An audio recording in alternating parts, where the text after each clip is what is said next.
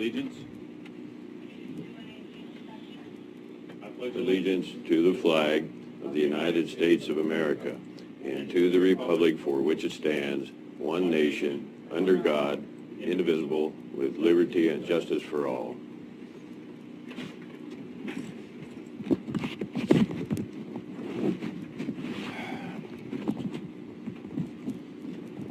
Again, good morning. We thank you for being here today. For those that are, for those that aren't, we hope you are well. Do we have a line of duty casualty report, Commissioner Boyce? Thank you, Mr. Chair. Officer down, Memorial U.S. of A. For the first 3 months, 120 days of 2020, up only 3 to 31. Still a lower number compared to the last 2 years for the first quarter. Honor the fallen. Happy to report military deaths remain at 14.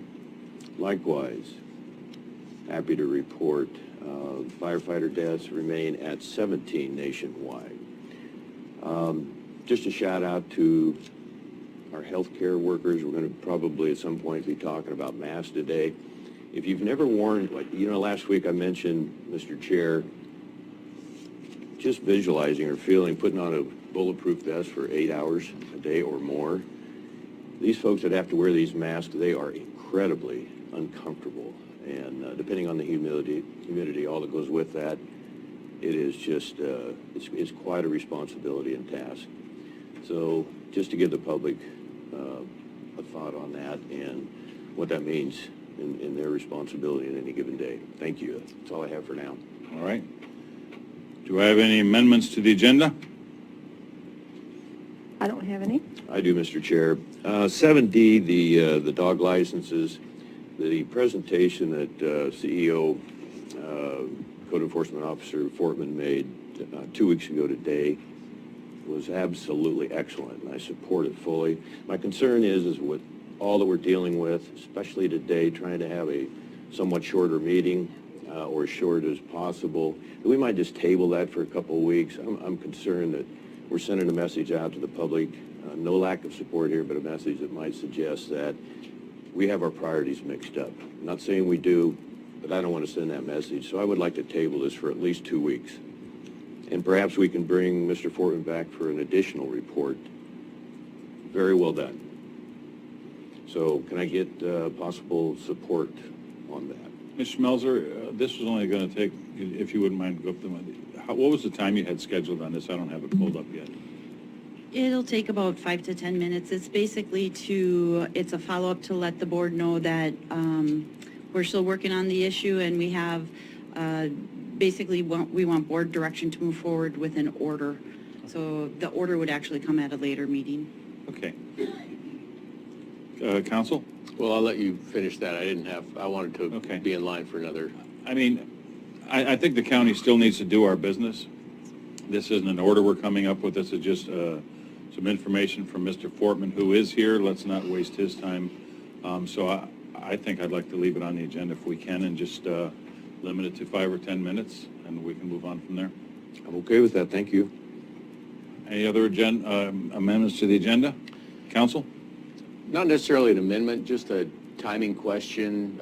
I was going to talk about legal rights and duties with respect to litigation and also confidential information in executive session, and that would involve an outside speaker who wanted to appear by phone and was looking for a time of when that would be. So I was going to propose that we have the executive session either at 11:30 or 1 o'clock or so to allow that person to figure out when they're going to be here. I don't have the agenda in front of me to see what kind of an agenda we have, long or short, but maybe if the board just wants to say we'll do executive session at 1 and come back from lunch at 2 or something like that would make sense.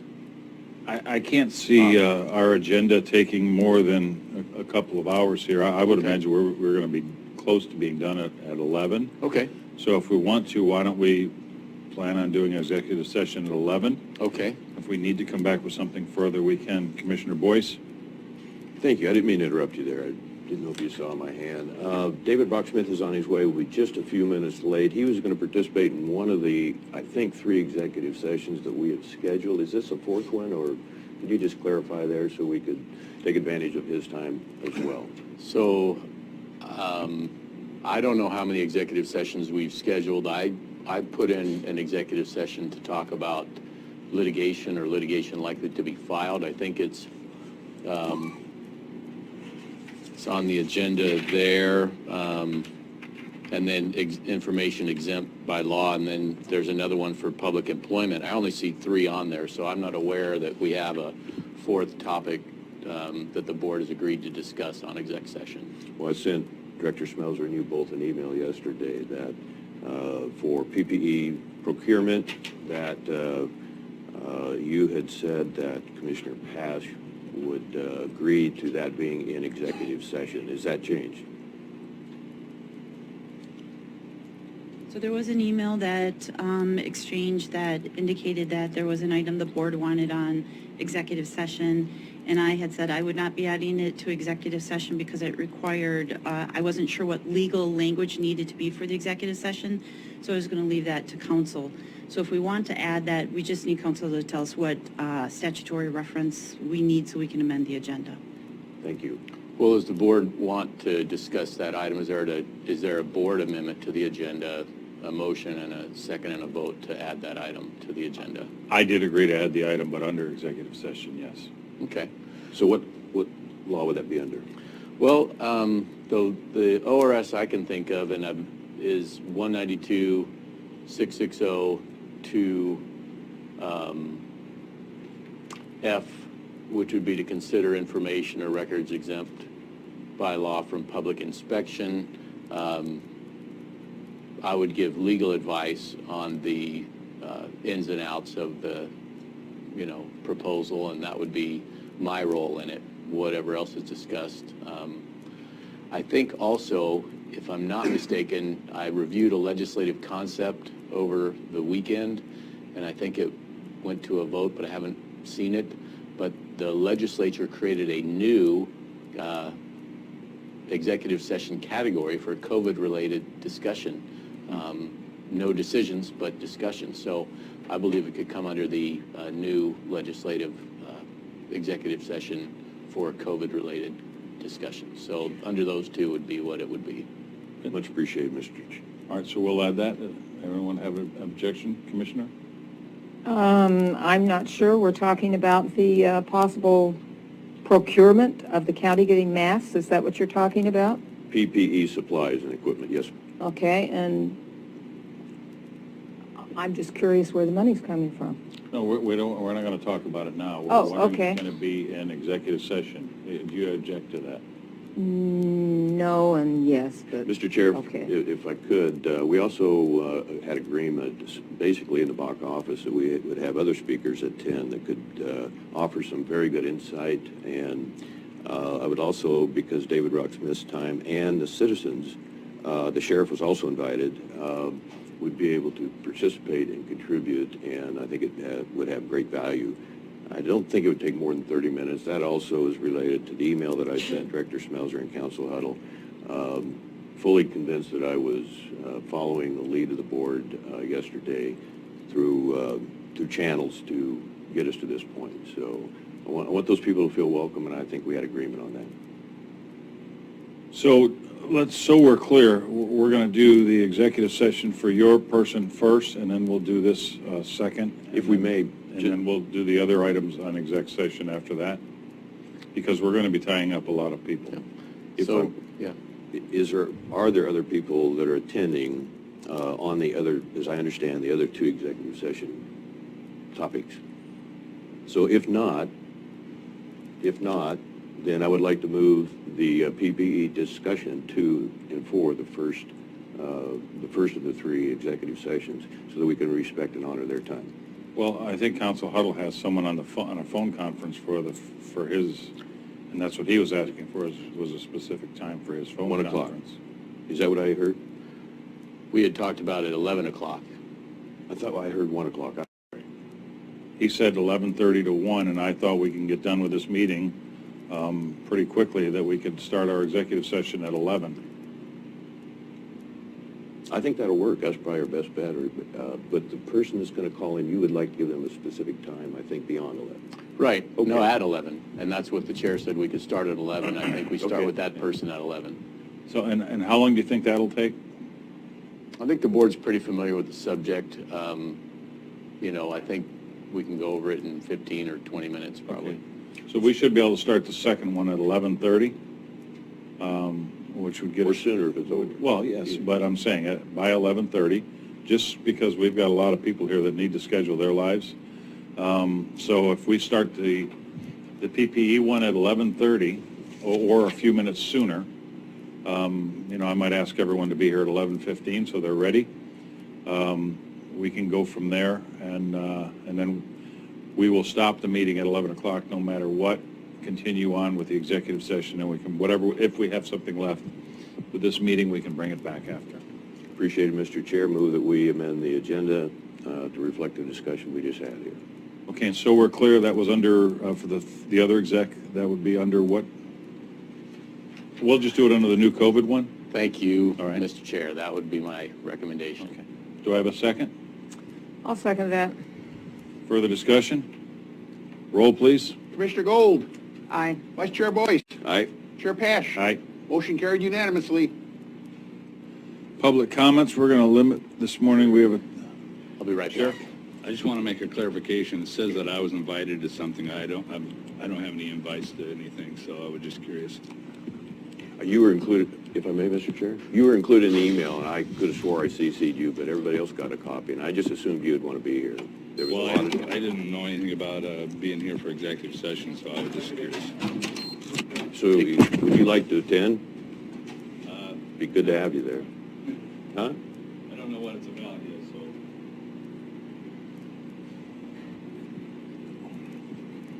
All right, so public comment. Mr. Barnes?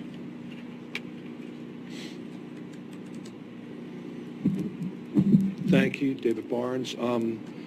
I'd like to object to you hearing this matter of PPEs in executive session. I've heard some lurid stories in the last couple of days about what's going on, an attempt to raid our road fund for $3 million to speculate on protective equipment that we are going to then resell to people, or someone is going to resell at some form of profit. And I just think that that's an extremely bad message for Curry County to be sending out. This is an investment strategy for the road fund. I don't think that it's a matter that qualifies for executive session. And if the words that you printed in the strategic plan last month about transparency and honesty and rebuilding trust in government mean anything at all, you'll hear this in open session where we can all find out what's going on. You've already invited other people to your executive session. Why not have it before everyone? Mr. Thank Chair, you. if I may. Commissioner Boyce? Just a response. I appreciate that, Mr. Barnes. This is a letter from David Brock Smith to Leslie Berry, who is the person in charge of the governor's office of PPE distribution within the state. Good morning, Mrs. Leslie. This is very important to address his concern there. Thank you again for the information you and your team's work on the PPE yesterday during the Oregon Health Authority and state agency COVID-19 daily legislative update. We all understand the tremendous global demand on procuring PPE and its use, which helps stop the spread and save lives. This is especially true for our frontline workers, healthcare professionals, and emergency responders. We also understand that the demand will continue to increase as we are all still weeks away from the peak of infections, not just here in Oregon, but across the nation and around the world, as there are only so many FDA and CE-approved manufacturers of PPE globally.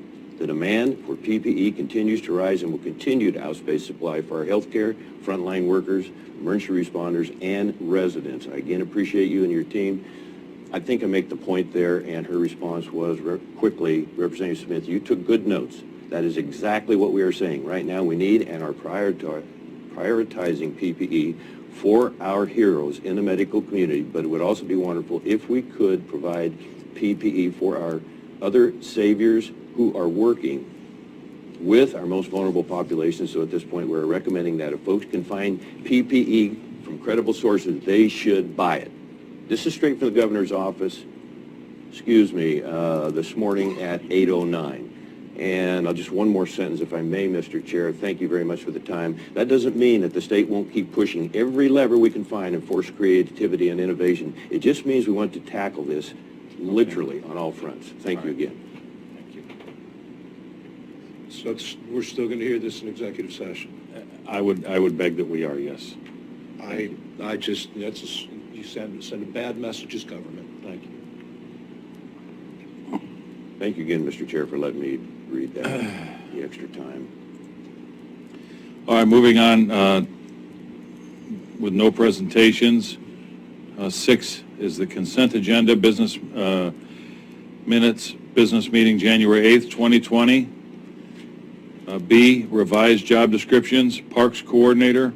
And C, creating a job description, administrative assistant in the facilities maintenance department. Do I have a motion? I move that we approve the consent agenda as written. Do I have a second?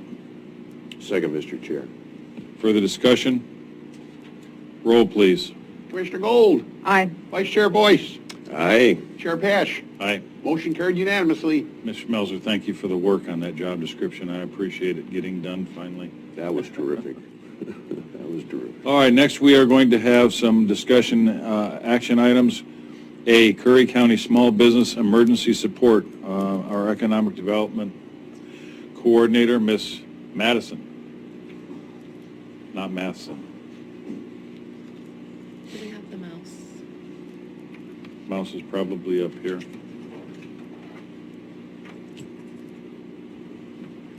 It's a loan. It's on loan. Good morning. For the record, Summer Madison, Curry County Economic Development, and I've prepared a slideshow to share. If I can get down to it. There we go. As you can imagine, there's been a lot of work from our department coming out as far as small business, economic and industry support and collaborating those resources so that we can respond and support our economy as quickly as possible. So we have an economic recovery team from the state down into the cities and volunteers.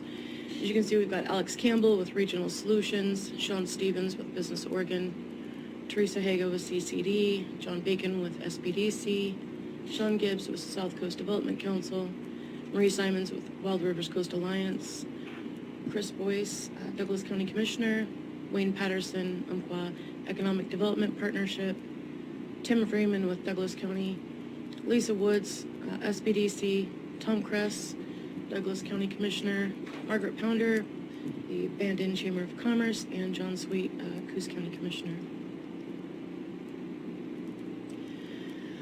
So we've determined about 12 days ago that there was not any one of us that would be able to do what needed to be done independently.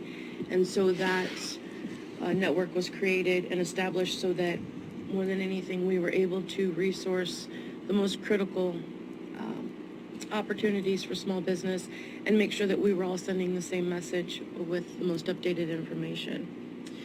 The Small Business Development Center Network has stepped up to be the segue for businesses, learning what opportunities they might have for grants, funding, training resources. And so far that's worked out really well for us as far as channeling all of our businesses to connect with them directly, getting them into the system, and making sure that their information's there and ready for when they're looking for funding they may not be eligible for now, but they would be in a week or so. With that, I'll mention that there are some funding opportunities we'll look at later that they are eligible for. So all of that COVID-19 disaster assistance has been consolidated on that website on one location, and it really is considered the one-stop shop for business funding opportunities. It's updated daily, and as you can imagine, even though I finished this at 1 o'clock this morning, it's already outdated. So I will give you resources for accessing the most up-to-date information as they are identified. So there's the website there for SBDC. And I was going to highlight some of the small business loans and grants that are most applicable to the needs of our small businesses right now. The Small Business Administration has encouraged every business to apply for the SBA EIDL loan. So the application's been condensed, which is really great, because some of the hurdles we have with small businesses applying is it's too cumbersome, takes too long. I'm not sure how to process that. And so the SBDC is helping them with processing that application. So this loan provides small businesses with working capital of up to $2 million that they can provide for economic support to small businesses, help them overcome temporary loss of revenue. So the highlight of this is that the funds will be made available within 3 days of a successful application, and the loan advance will not have to be repaid. So this is being used to help leverage loan deferments, capital, keep their employees on the books, and mitigate unemployment. The CARES Act, this is a big one, and so I've only highlighted a few things from that act that I feel contribute directly to what we're working on. So it's a $2 trillion coronavirus economic stimulus bill signed into law last Friday. So the legislation is aimed at providing relief for individuals and businesses that have been negatively impacted by the coronavirus outbreak. While this is great news and in of itself, here's a look at some of the key provisions included in the bill and what they may mean for our individuals and small businesses. With respect to small businesses, the bill establishes and provides funding for forgivable bridge loans and provides additional funding for grants and technical assistance. And there are 5 slides that go along with this, so I'll move through them quickly. Direct payments applies to Americans who pay taxes, and they will receive a one-time direct deposit of up to $1,200. Married couples will receive $2,400 and $500 per child. And then it shows some income caps for those funds. Unemployment program provides $250 billion for an extended unemployment insurance program. It expands the eligibility and offers workers an additional $600 per week for 4 months on top of what the state programs pay. And it also extends the unemployment insurance benefits through the end of the year. And the great thing is the first week, the waiting period has been bypassed. And this opportunity also applies to employees, the self-employed and independent contractors, which is wonderful. You don't often see self-employed included in that. And this also covers contracts for independent services that might not typically operate under an agency that provides insurance like that. Payroll taxes, measure allows employers to delay the payment of their portion of 2020 payroll taxes until 2021 and 2022. Small business relief, the $350 billion is being dedicated to preventing layoffs and business closures while workers have to stay at home during the outbreak. Companies with 500 employees or fewer that maintain their payroll during coronavirus can receive up to 8 weeks of cash flow assistance. If employers maintain payroll, the portion of the loans used to cover payroll costs, interest on mortgage obligations, rent, and utilities will be forgiven. It's really great that this got out as soon as it did so that we can use this to prevent layoffs. Net operating losses, the Tax Cuts and Job Act, net operating loss rules are modified and the 80% rule is lifted and losses can now be carried back 5 years. Interest expense limitation, the interest expense limitations are increased to 50% from 30% for tax years beginning in 2019 and 2020. Taxpayers can also elect to calculate the interest limitation for 2020 using their 2019 adjusted taxable income as the relevant base, which often will be significantly higher. Hospitals and healthcare. The deal provides over $140 billion in appropriations to support the U.S. health system, $100 billion of which will be injected directly into hospitals, and the rest will be dedicated to providing personal and protective equipment for healthcare workers, testing supplies, increased workforce and training, accelerated Medicare payments, and supporting the CDC, among other health investments. Then we have states and local governments. State, local, and tribal governments will receive $150 billion. $30 billion is set aside for states and educational institutions.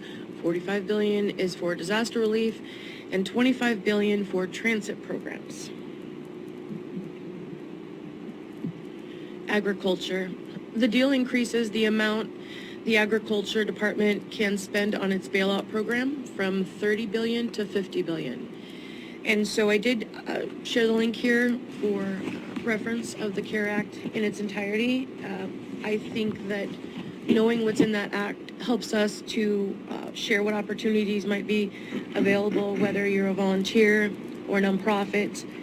Important information for all of us to be aware of in there. Okay, the other opportunity that we're working with right now is the CCD Business Development Microloan. They established this emergency microloan offering up to $15,000 to any Coos, Currier, Douglas company. The purpose is cash flow support and give time to get the other resources delivering to small businesses, such as the EDL and the SBA. No leverage and no collateral required. The great thing about this is there is a 3-month deferment, 4% interest, and 5 years payback. Other small business resources, we literally have so many at this point, and I didn't want to cloud this. As you know, I've been sharing daily updates that share everything on a rotating basis as they come available. But I did want to highlight a few of them that I felt were items that we could access directly. The Economic Relief Snapshot is updated through the Main Street page of Senator Merkley's website on a daily basis. It's a great collaborative of information coming down as far as the economy goes. Facebook is offering a small business grants program, $100 million in cash grants available for small businesses, definitely worth looking into.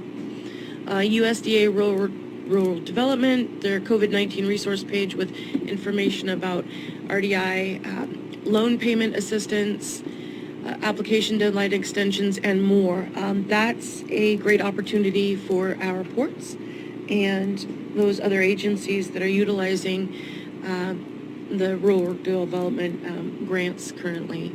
The National Main Street Center is offering a series of webinars to support local businesses and communities. The great thing about the webinars right now is this is giving those folks that have been laid off or maybe their hours have been cut the opportunity to expand on their professional development, maybe train themselves in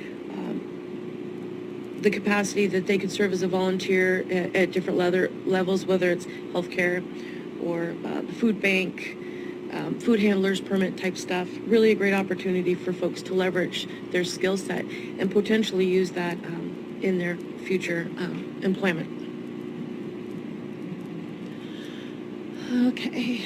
Oregon Department of Revenue has guidance on the COVID-19 tax relief options with information on the personal and corporate income tax and the corporate activity tax. There's a link there for that. This is a great one, the Manufacturing Extension Partnership. They have resources including information on managing supply chains, business continuity, and financial resources.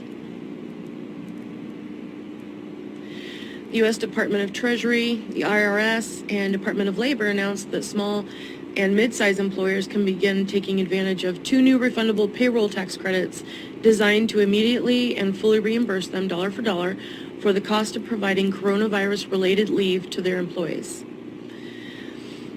And then, let's see, our regional partners who have a clear understanding of some of the more complicated aspects of SBA loans and the CARES Act, and how your business can or cannot take advantage of these programs, will be conducting a Zoom meeting this Thursday at 10 a.m. So that's tomorrow morning, and I've provided that link. Really what we are trying to help small businesses understand and move them through the process of is that this is not all on them. We have partners that are experienced in these processes, and once we can get them to the SBDC and get their information submitted, then we can move forward with identifying the lenders that might be best applicable to their circumstances, which programs to apply for first, and help them through that process. So how are we getting the word out? Economic Development Department distributes economic, industry, and small business updates daily. They're sent through email, posted to the website, and also shared on social media. Some of the updates we share are business resources, worker and unemployment resources, city and county updates, policy and legislation, and nonprofit resources. And I've listed locations that you can find that information.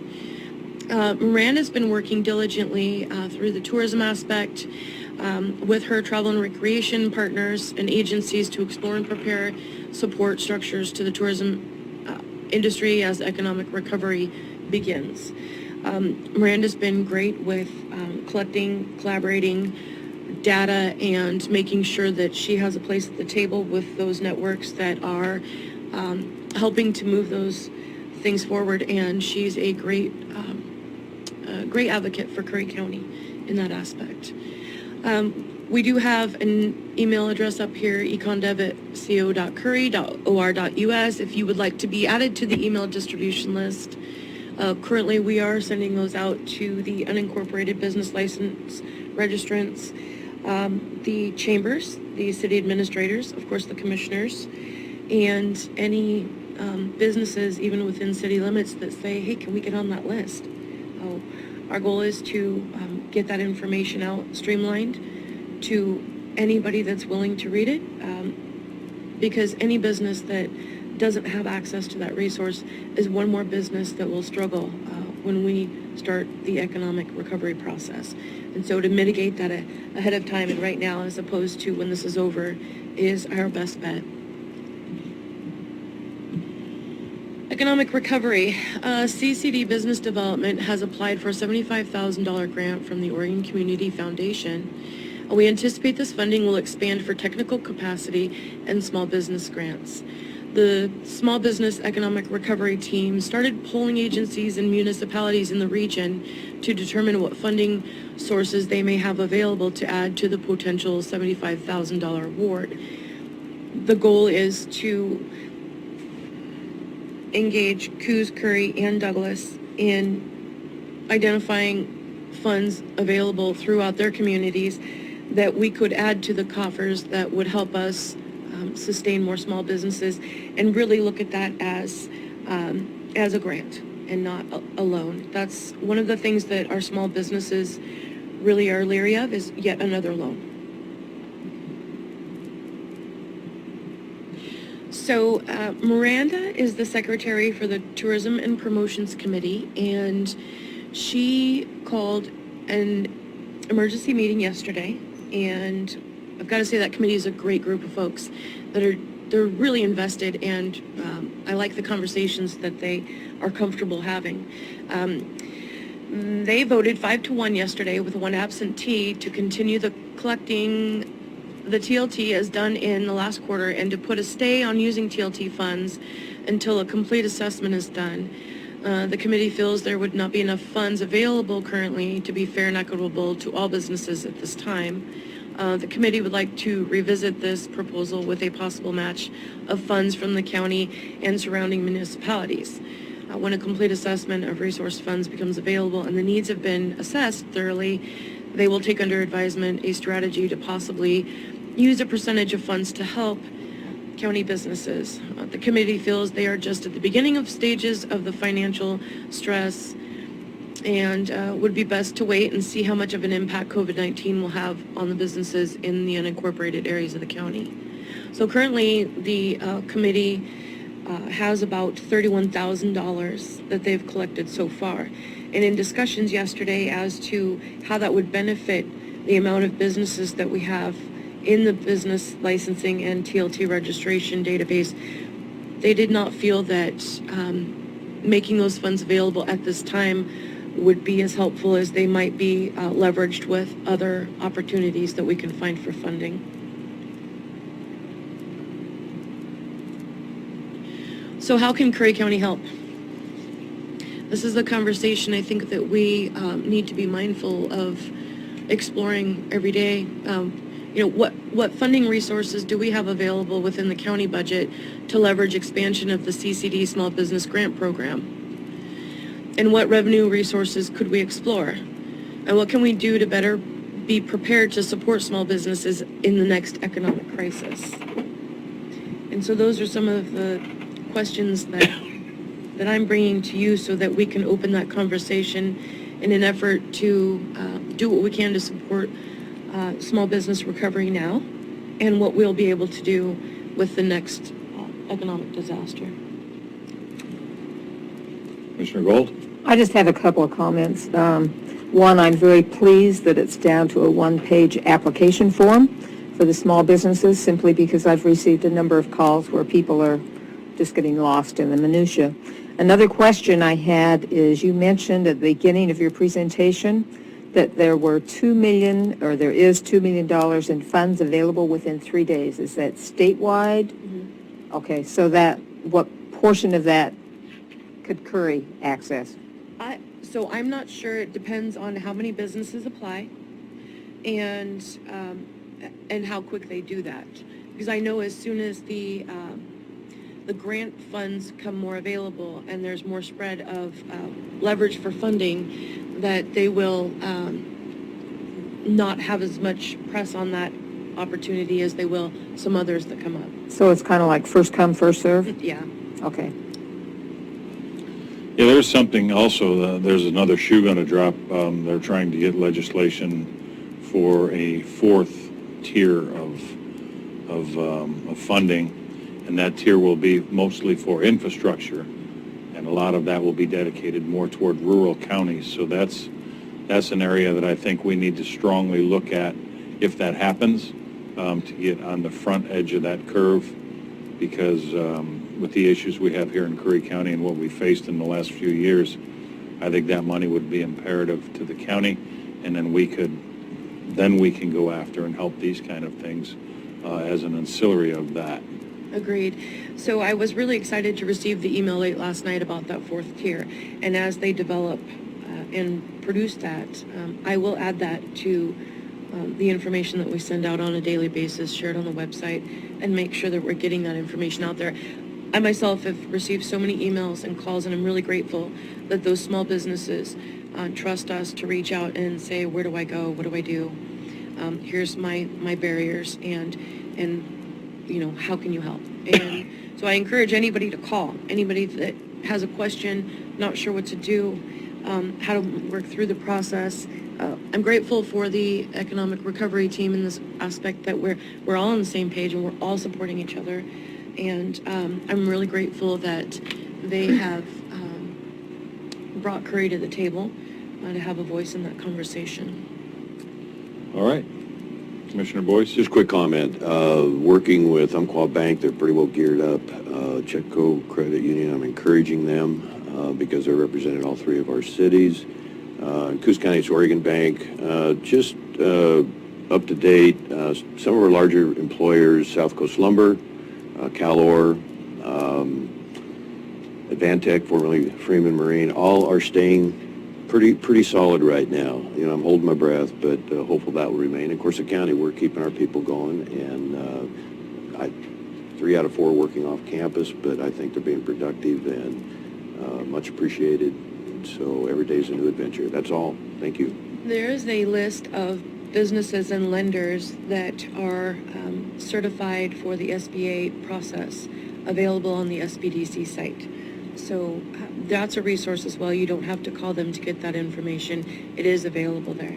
If you take a few minutes and look through every link that we've provided, there is some great resource and information there to access. And I hope that anybody that needs help mitigating that process feels comfortable reaching out and letting us know so that we can help. Thanks, Ms. Medicine. Appreciate it. Thank you. So we can spread that far and wide that you're willing to help? Absolutely. Okay. Thank you. All right, next we have 7B, declaring an emergency drought declaration. Ms. Schmelzer? Yes, with all the rain we had this past weekend, people probably think that we are crazy asking you to declare an emergency drought declaration, but the state actually got a hold of us, the regional director for in the Water Resources Department, and said, hey, Julie, I want to warn you, you guys are headed for a big drought. I think you need to be a little proactive on this. They shared a bunch of data with us and basically explained that in our area we are dependent on rain, and that's going to stop. We're not going to get very much this year at all. So we are going to have threats of forest fires and everything that goes along with severe droughts. But then also they were advising us of the Rogue and the Chetco, which are dependent on snowmelt, and there just isn't the snowmelt coming down to keep those water flows going at the levels they were previously at. So they warned us that your water levels are going to be low. We know it's going to affect fishing, it's going to affect tourism, which affects lodging establishments, the jet boats, etc. And you combine that with everything else that we have going on right now, and it really is a big mess or a big disaster for us. So they have advised us we're going to have some real issues here. We're looking at being probably, our region is the driest in the state right now, and they advise us that it's going to get worse. So we are asking you to take this seriously and to declare the drought emergency. Like I said, I understand we had rain, so people are probably thinking it's not that important. We can wait 2 weeks, but they advise us other counties are going to be coming on board, and just like I said, they said you're going to have some issues, and if we want to protect ourselves, if we want to get assistance for agriculture, irrigation, homeowners looking for water rights, creek diversions, and many other things that will help us as a result of declaring the declaration. If we want to take advantage of that, we do need the declaration in place. I have worked with Emergency Management Dumeier on it, and we have come up with what you have before you, and like I said, we're asking you to declare the emergency. Am I to understand, I was told, I think it was last week, that we're only at 63% of snowpack of normal? I do have the numbers in here. I don't know. I know it's far below what we normally had. Almost, it's a little more than half. It's like 2/3 of what we normally should have. I think 2/3 is about right. I'd rather be proactive on this as well then. I've lived through some pretty serious droughts, and as we all know, the damage they can do, so let's get ahead of it if we can. Yes, we are, currently we're 30% below normal just on the stream flows. So, yeah, it's going to be pretty, I think we're in for a pretty ugly year this year. Commissioner Gold? Was 2015, that was the last drought, correct? Correct. Okay, I'm just looking at the graphs here, and we are even below the 2015. We're already below the 2015, correct. Mm-hmm. Do I have a motion? Mr. Byerly. Did you want to say something, Mr. Byerly? You don't have any experience in that, do you? Steve Ireland, Gold Beach. The snowpack 70%. Klamath County got a state disaster at 68% snowpack. Yesterday, Lost Creek Reservoir was 43 feet to be filled, which is the biggest feet because it angles up. There's a proposal in that I was against, and I sent a letter to the district biologist that to cut the river flow back even more to fill the reservoir. And they're looking at cutting it back to, I believe, 785. It's 1,050 now, and I think that cutback comes tomorrow or the next day. That would drop it below the lowest flow of the year that is usually regulated by about 225 cubic feet a second, which causes some problem with the spring chinook eggs and the hatching that's going on. There's 2 years of water supply in the reservoir, so 2 years of water releases, so we got 180 that they release a year, 180,000 acre feet. There's another 180,000 acre feet they could dip into. And generally, when they have a drought, they dip into 20,000 of that, you know. And after that, they got to go back to Washington D.C. and get it approved and, you know, whatnot, you know. But I think this is highly a time for it, yes. So. Okay, Mr. Chair. Commissioner? Thank you. I see no reason to wait. In fairness to Director Smelser's presentation here, the old timers not fooled by this late rain, even the late rain we had last year this time that created the flood. So I see no negative reason to wait. So yeah, fully support, Mr. Chair. Do you have a motion? I move that we approve the declaration of emergency with regards to the drought. Do I have a second? Second, Mr. Chair. Further discussion? Roll, please. Commissioner Gold, Aye. Vice Chair Boyce. Yes? Chair Pash. Aye. Motion carried unanimously. Good work. Next up, we have C, road vacation petition and resolution for Oregon State Parks and Recreation Department acquisition of county-owned real property at Floras Lake. Ms. Schmelzer? Yes, last year the board agreed to exchange some property with the state of Oregon. We agreed to exchange some parcels by Floras Lake in exchange for property the Department of Transportation has across from Pacific High School. Before we can proceed further with that, we do have to do a road vacation, and to start the road vacation process, a petition has to be presented to the board. So I wrote the petition that you see before you, basically requesting the board to vacate the roads. So as part of this process, we do have to notify adjacent landowners, and the county does own all of the adjacent land except for one lot. And I did reach out to the person that owns that property. Mr. Collinson? Yes, and it was actually his representative that actually responded. And we had a phone conversation, a couple emails, just to make sure they understood what this was about. And they supported the, basically they had a non-objection. They had no issue with us vacating the roads. So with this, I would be asking the board to, based on the petition, adopt the resolution that's before you, which as a result orders the roadmaster to file a report and begin the process to actually vacate those roads. I move that we approve the petition as written. I have a second. With discussion, I'll second. Further discussion? Mr. Commissioner Boyce? Well, I just got to chuckle. It's somewhere in here. I can't find it now, but it's referenced as phase 1. This has been a 2-year process, so I just had a little fun with that. If you could help me understand if there's any other basically clarifications that are going to come up before we could finally get this done, that you're aware of at least. Not that I'm aware of. It's really a question, I think, for council to address. Okay? We may have to do a partition or lot line adjustment. That would be the other step, because if you remember, we transferred a piece of a larger piece, and that piece was not a legally distinct area yet. So there may be a survey and a partition or lot line adjustment involved, and it's just part of the natural process. And I think we have until December of this year to finish it. I'm not sure, but and the parties can extend the closing deadline if they need to. So really, these procedures are written into the document. They're anticipated and just part of the process. I'd rather not wait till December if we haven't, means to move around that. And Well, I think we need to clarify first if we even need that. So I think let this process happen first. Okay. And then once the roadmaster vacates these roads, then we'll know if we need a lot line adjustment. Mr. Chair, do we need to hear from the roadmaster? No. Okay. Not right Great. now. The roadmaster now, you're ordering him to make a report, and then he'll give you the report. Thank you. Further discussion?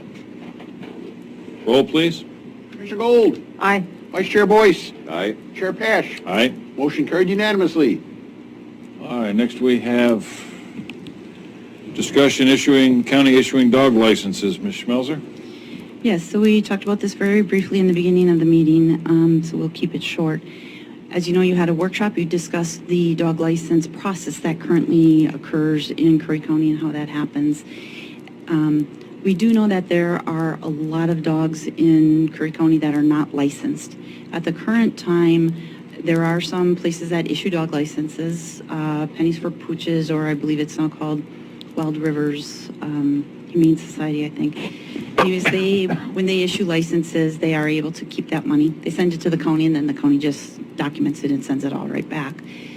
And what we found is very few of the dogs in the county are actually licensed. One of the issues associated with that is that means no one's checking to making sure they have their rabies shots. So the county staff is proposing that the county also issue licenses. We don't want to take them away from somebody else that's issuing them, but in addition to those other agencies that are issuing them, we would like to issue them as well. The county would retain the fees required to administer that program, and then with the fees that are left over, it would be divided amongst those other, with the shelters that we have in the county. That would allow us to give some money back to the Wild Rivers Society as well as South Coast. So Dave Foreman here, who actually runs our animal control program, is here and has just a couple words he'd like to say about the program. He has done some outreach to gauge whether or not this would have support with the county actually issuing the licenses as well. Okay. Mr. Fortman? Good morning, sir. Morning, sir. Morning, Commissioners. Dave Foreman, County Code Enforcement Officer. I'm going to make this the shortest one I've ever made to you. Okay, dog licenses are nothing new. They date back over 50 years, being collected and required of all dogs in the state of Oregon. The county took it over in the 1990s with the creation of an animal control district, and as County Executive Schmauser said, the county allowed private organizations non-exclusive right to sell licenses a few years ago. I've met with the different stakeholders, the different shelters, the different animal providers and all that. They understand where we're trying to go with this thing, and I'm understanding that there's some questions from the community, so I'd like to just focus on that and punch right through. As I said, this is not a new fee. There is no request or intention in this fee to actually increase the fee at all. The fees are adequate for what services being provided. And in fact, if the dog licenses issuance, as Ms. Schmauser said, were more equitable among the county, we anticipate that we might even be able to reduce the fee, particularly to seniors and disabled people. Our fees have not been increased for a number of years here in Curry County. We are in line with one of the lowest counties in Oregon, and we're not anticipating raising any costs as associated with this. Another concern I've heard in the last couple of days is that the county's looking to grab this money and divert it to other county resources. By the contract and by the animal ordinances, 100% of the money collected for dog fees are remitted to the county, put into a special fund called the dog fund, and the expenses are paid out of that.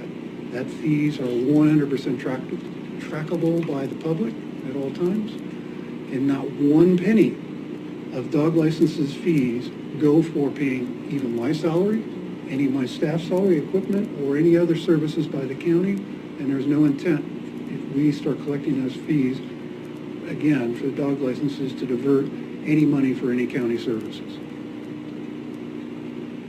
Another concern is that we're building a monopoly, and we're going to need to increase staff to be able to do this. A number of counties use automations to collect and process the licensing fees at a nominal fee of $1 to $3 per license, and that's where we're intending to go. So there's no intent or idea or concern that we were going to be back in front of this board to ask for any additional staff to implement this program, nor do we anticipate any unusual draws upon our existing staff to maintain the program from our aspects. The next concern is if the county steps up and takes back over principal control of the license fees, will this divert money from the current organizations, Penny for Pooches, or any other organization? The answer is absolutely not. 100% of this money goes to these different organizations.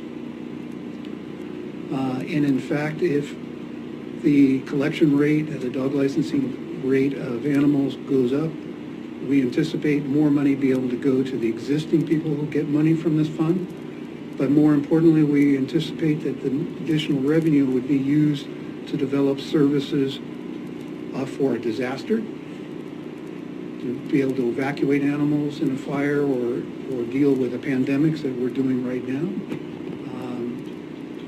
to provide an education fund to eliminate and reduce the number of nuisance animal complaints that are coming across the county by having behavioralists to be able to teach classes that we would fund out of these fees, to how to keep your dog from barking and keeping your neighbors awake all night, to reduce the dog biting incidents that are occurring in this county through training and education.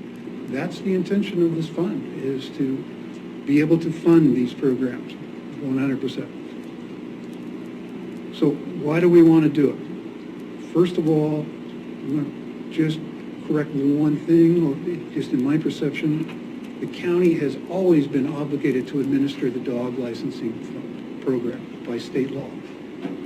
We advocated this in a non-exclusive agreement to other organizations. The problem with that is, as I said in the previous presentation, they're trying to do with volunteers what we should be doing for real here. And the amount of collections are not occurring, the amount of collections are inequitable among the communities and the resources. But also, in importance to my department is the information that they're collecting and the few dog licenses they do not want to share it with the county, even though the county is obligated under the ORS to maintain the dog licensing records. And their concern is that that's what they use to make their solicitations for funds. So if they share it with the county, we would be accessing their records. Why do we want to have that dog licensing information? Our own statute, Article 4, says that our first goal is to return every animal to its owner, if all possible. So we pick up an animal down in Brookings, and we have to drive it into the shelter, impound it in the shelter, because there's no way to identify that animal and tell where it lives a block away from where it gets picked up at. Having this back control of the dog licenses, we put that information in our vehicles and comply with Article 4. Rabies. Rabies is a fatal disease. It's a mandatory requirement that our public health and animal control maintain the county's rabies control program. Okay, we don't have a giant pocket of rabies in this county, but we have transient animals passing through this county all the time. And in summertime, my office got numerous complaints of dog bites down on the public beaches and the parks from animals that are transiting our county. We live in a rural county. Our animals are exposed to rural animals and other potential things. Isn't it our job as a government to make sure that our people are safe? And the moment that rabies symptoms develop, it's a fatal disease at that point. So we're very proactive on keeping the rabies program. The dog license is part of the rabies program. You cannot issue a dog license under the Oregon state statutes unless you have proof of rabies. And what we've found is some of our sellers that we've delegated the authority to sell licenses to do that. They issue the license to the people without seeking the appropriate vaccination program. They're also not understanding what the information we need, and we find that in 30% of the cases that we're having to track down because of rabies, the dog information is incorrect. The people list P.O. boxes or out-of-date addresses or something happens before, and we spend hours and hours and hours trying to track an animal down because we don't have the right information.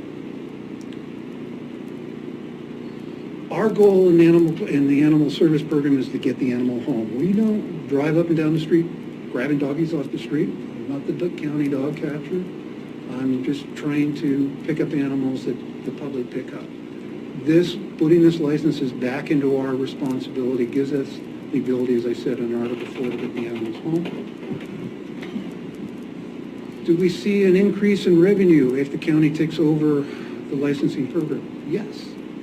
As Ms. Mauser said, According to the county for the last 3 years, according to our license, to the organization selling the licenses, we have less than 1,000 dogs in this county.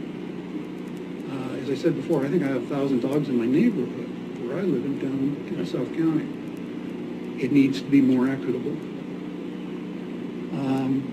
So we're not trying to take the money away. We're trying to increase the money to make more programs for the nonprofits. We're trying to use a portion of that money that comes in, yes, for the county to buy the disaster service equipment that we need to do our job.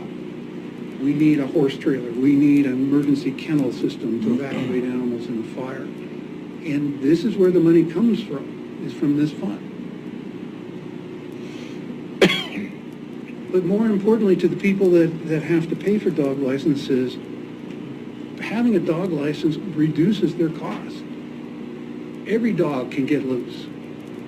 Every dog can have a neighbor who is taking care of that animal and they open the door and the dog runs loose. The 4th of July, I had multiple calls that night dealing with the dogs running. Having this information gets the animals directly back. It saves the public from having to drive to Gold Beach, having their animal exposed to other animals, driving to Gold Beach, paying an impound fee to the shelter that ranges from $40 to $120 just for that, plus a daily boarding fee, plus the stress of putting that animal in with other animals and exposing it to possible diseases. Lastly, confidentiality. Code enforcement has been adamant about maintaining the confidentiality of the complaints that have come before us.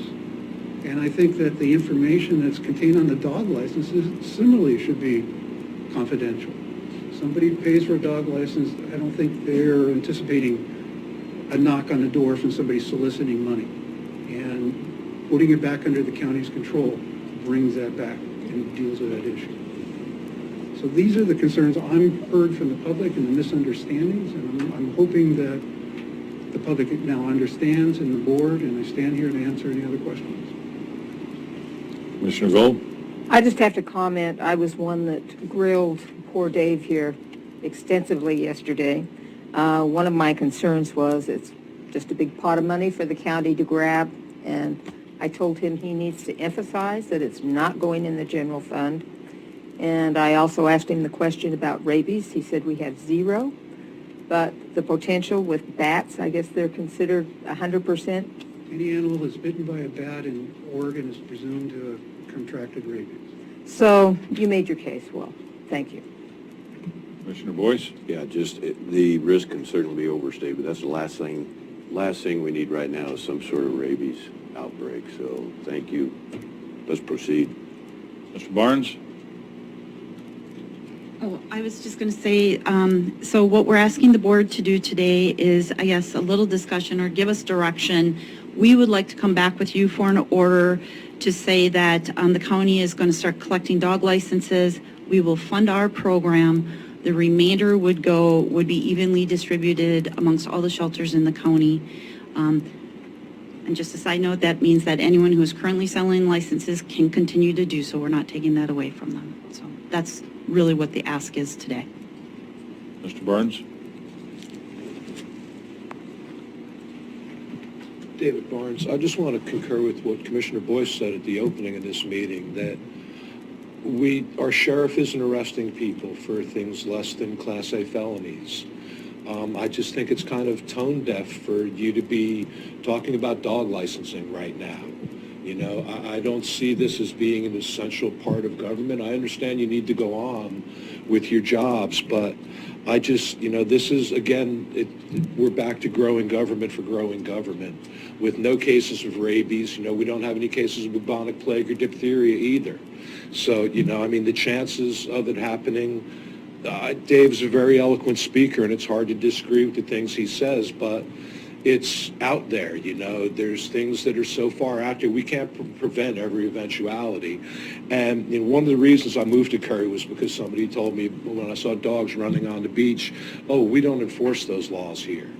And it seems to me, watching over the last 18, 16 months now, that we're determined to enforce, you guys are determined to enforce them all.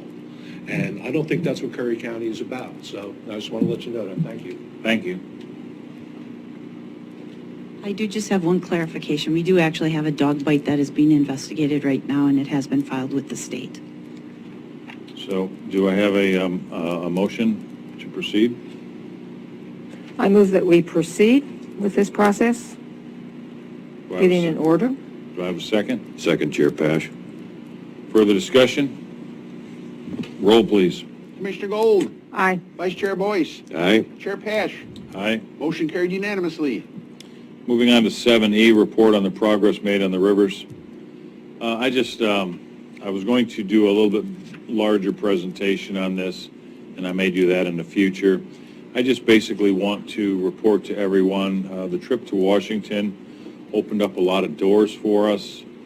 It was very well received. The Rogue River, of course, needs no introduction to most people, no matter where they live in this world. So there are some things that are currently in the works right now through the federal and state governments and our Army Corps of Engineers, as you can imagine, though, right now with coronavirus, that we are, there are things that are more important in the immediate future.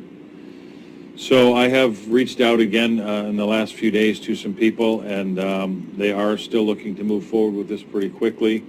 We are looking to have some people come, engineers, to come and look at the Rogue River first, and then possibly getting some people down to the Chetco to look at the amount of rock in the river, the amount of failures in the drainage, and the business loss, as well as the loss of fishing and breeding grounds, access to the river for tourism.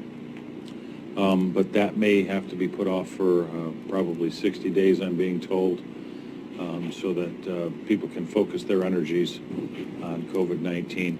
I did ask Mr. Byerland to be here this morning, and we are also looking at some other things with the spawning breeding grounds of fish. And I will, Mr. Byerland, in my opinion, is probably one of the foremost experts, so there's a big hat for you to wear, in our county on this. And I just wanted to invite you to make some comments on where we are with the other actions that we are looking at in the county. Steve Ireland, Gold Beach. I consult with the county on fisheries, as you know. Commissioner Pash a moment ago was talking about the Rogue River and being back in Washington, D.C. I think the main point he's making is on the estuaries filling with gravel and causing navigation problems and also fisheries problems. This last week, 2 weeks ago, we submitted a appropriations request, 2 of them, working with Senator Merkley's office, and there was a little bit confusing in it. The agencies cannot ask for funding, whether it's state or federal. So somebody has to do it. And nobody does it, then they don't get it. The Corps of Engineers has been asking for money to do a study on the failing Cold Rivers hatchery for the last 6 years. Hasn't been funded. We put together a coalition of counties, fisheries concerns and groups, very impressive group. Put that on top of our appropriations request, sent in. What the Corps wanted was $508,000 to study the need for repairs at the hatchery, which of course will be many years down the road once they studied it, and then then have to apply for funding and everything else. I put together a second request. We submitted that one at Senator Merkley's office asked, and then we did a second one for $26 million to actually do repairs to the hatchery, and I attached a lot of verbiage as to why they should be doing it. Senator Merkley's office said that there was no chance it would get funded or get picked up or anything, and I asked them to submit it anyhow. They submitted it. It went back to Senate Appropriations. Then came back to them and said, we don't want to do a study. We want to do the work on the ground. Can you give us more information on how the $26 million would be spent? and they were amazed that it had been picked up. But apparently a staff member there was a member of Corps Engineers, worked for them at the Portland District. Anyhow, it was picked up. And so we had like 3 days to figure out how we're going to spend $26 million, you know, as far as filter systems, pond relining, water quality, spawning channels for wild fish, and put it related together. And I sent each one of the commissioners an email, and if you don't have it, I have a couple of copies here, you know. But I'm cautiously optimistic, you know, and it's interesting that they picked it up, and they seem to be pretty excited about it. So that's where we're at on that. Commissioner Gold? I'm just glad to hear they're going to actually do something instead of spending $500,000 to study it, meaning it'll never get done. Well, we don't know if they're going to do anything yet, but at least it's in the pipeline. It's got attention, and I find it interesting that the Senate Appropriations Committee that picked it up. The Senate's the hardest one to get it by, you know, and Senator Merkley's office, we've working with the rest of the congressional delegation to support it. So, Commissioner Bush? Just the amount of time you put into that Coal Rivers funding presentation. It's hard to make an impression on Merkley's office, but they're always there. And I'm just watching how they responded, and this is good news. No, we're not there yet, but it's a process, and I know you spent a ton of time on this, and that needs to be said so the taxpayers and the citizens know that we're on the right track, you're on the right track, and much appreciated. I want anybody that's listening as far as around the county as citizens to understand that I worked on fisheries for 50 years on the Rogue River. I have never seen the cooperation that in the leadership that the Curry County Commissioners have given, you know, to get us to this point. It's Curry County Commissioners' leadership that allows this to happen. Mr. Barlin, I'd like to thank you for all the work you do on this as well. And again, to the citizens out there, we do have Washington's ear right now with things like Steve's work with Senator Merkley's office. Mr. Barnhart, who is the Department of the Interior Secretary, his office was very welcoming to the situations that we are facing in the Rogue River, the rock and all that. And I have spoken with Ray Blauscher from Washington as well as several other people there that have now put in conference calls with Portland and myself and discussed the issues here. So things are moving forward to clean out and fix some of the issues that we face in the rivers in this county to help return not only our fishing but tourism to the county as well. So again, sir, thank you so much for what you're doing. Thank you. We started pushing this, you know, through, but the partners were gaining, you know, one of the main ones we're going to is the state of Oregon, you know, and the state of Oregon signed on and is through the Fish and Wildlife Department and is supporting what we're doing. Thank you. What does your hat say? What does your hat say? Banner boots. Next up, we have 7F, revised rate for papers of record. Ms. Schmelzer? Yes, by statute, we have to have a newspaper of record, and in our county, we chose to have 3 newspapers of record. That appointment to have 3 newspapers was made last July, and what ended up happening was we agreed to specific rates that could be charged. And the 2 northern papers were supposed to be charging the same rate as the southern paper. They were charging the same column inch rate, which made sense. However, as the 2 northern papers actually use a larger font, so their invoices or their bills were actually coming in about twice as high as the southerly paper. And we raised issue with that. We said, wait a minute, we all agreed we were going to charge the same thing. So we withheld paying those bills until we could resolve the matter, talked with the publisher or editor for those 2 northerly papers, and what they agreed to do was cut their rate in half, which would make their charges equivalent to the southerly paper. This order is required to make that official, though, so we get that on the record, and then we can continue to proceed paying where he would pay half the rate. I know it makes sense. You would think that it should just say he'd charge $3 a column inch, but the agreement was half, so that's why the order is worded a little odd. So move, Mr. Chair. I'll second that. The discussion? Roll, please. Commissioner Gold. Aye. Vice Chair Boyce. Yes? Chair Pash. Aye. Motion carried unanimously. I Nick. have one little question about this. Are you going to be able to go back on those bills that he sent that we had not paid, and we'll pay the half rate there? Yes, we Okay, will. so it's, okay, thank you. Director's report, Ms. Schmelzer. Okay, I just wanted to share a little bit with you. So as you know, we have a lot of staff working from home right now, and that's actually going really well. I think they're getting a lot of work done. It's nice. I think they enjoy not having the interruptions, so they're able to get a lot of work done. And it's also nice because they're able to flex their time. We have one employee who starts at 5 in the morning. You know, she's an early bird, so she starts a little earlier. So it's actually working out quite well for us at the current time. I just want to remind the public that we still are open for business. They just need to call or email for an appointment. And if they need to meet us face-to-face, we can do that. Otherwise, we'll try and address their concerns or help them electronically or over the phone. I just wanted to give you a little update on CASA. As you know, there has been Douglas County CASA terminated the local office here. So we were looking at whether or not we could have a standalone CASA here, or perhaps put it under the county or under a nonprofit. We did apply to the National CASA, and we were told that we cannot do that. So at the current time, we're still under the Douglas County CASA. It is reported to me that things are going good. They are making sure that our children are met. They're working with the volunteers. Things are working smoothly. We are still, however, pursuing the option of going with the Coos County CASA, only because it is closer. And I've had some discussions with them. That's just an ongoing project, I guess, is what I'll say, because we are covered by Douglas, so our needs are being met.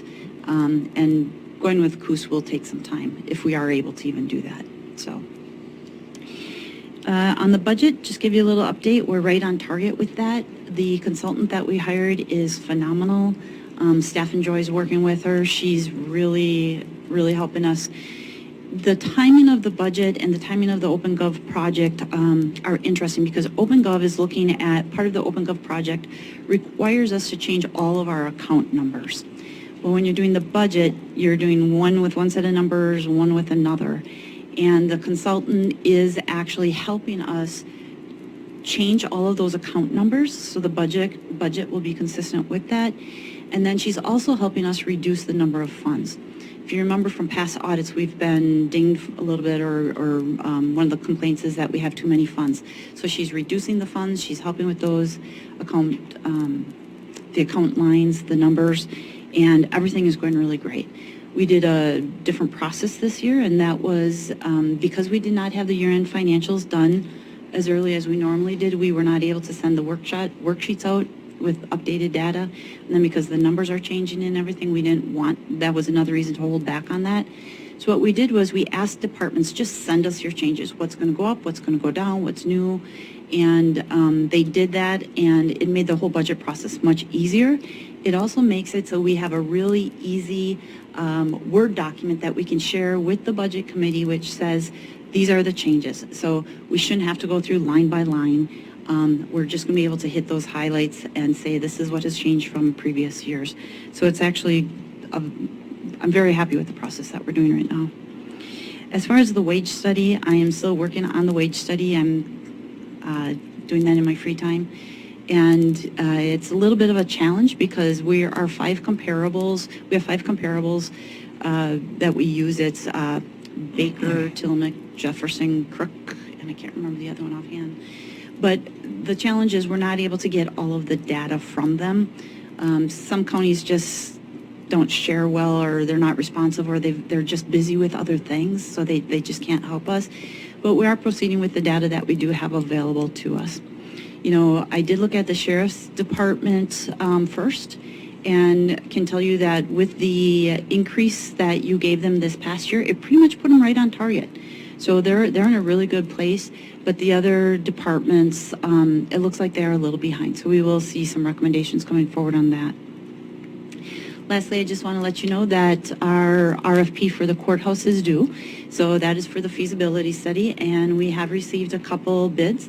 So I will be looking at those and reporting back to you on that probably at the next meeting. Okay, thank you. Commissioner Gold? Well, I have a few things to report. I've been attending weekly meetings by phone with the Regional Solutions folks. And yesterday at the meeting, I expressed some pretty big concerns about the hospital. They have lost a lot of their cash flow because of the inability to do elective surgeries. And they have furloughed a number of their doctors and nurses, which is unfortunate. I've received complaints from individuals in the county about that.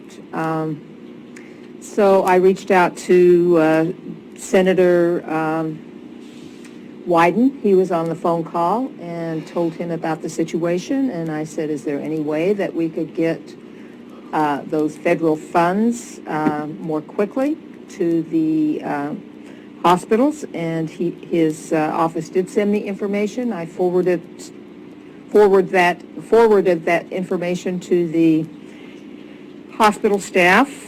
And also, I encouraged Alex Campbell to speed up the process, or nudge the governor to speed up the process for the hospital to get the $2 million. Also, our resource number hotline for the county for people to be able to get resources is almost online. We got the script ready, and we're going to have that going here very shortly.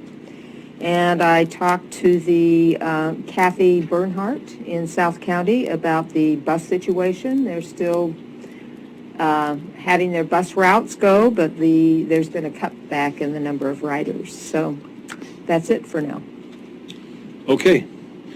I just have a few things. First thing, I'd like to let the commissioners know that I received a letter from the Department of Agriculture on some property that the Forest Service is acquiring. I have the map and the letter. It was sent to me as the chair, but if you'd both like to look at it, and then if you have any comments, but it's from Merv George's office. If you wouldn't mind sharing that with Commissioner Gold when you're done, Commissioner Boyce. Sure. A couple other things. SRS money was released the other day. It should be in Portland today or tomorrow, and it should be being released to the counties on Monday or Tuesday, hopefully. That's what I was told yesterday, and I'm hopeful that,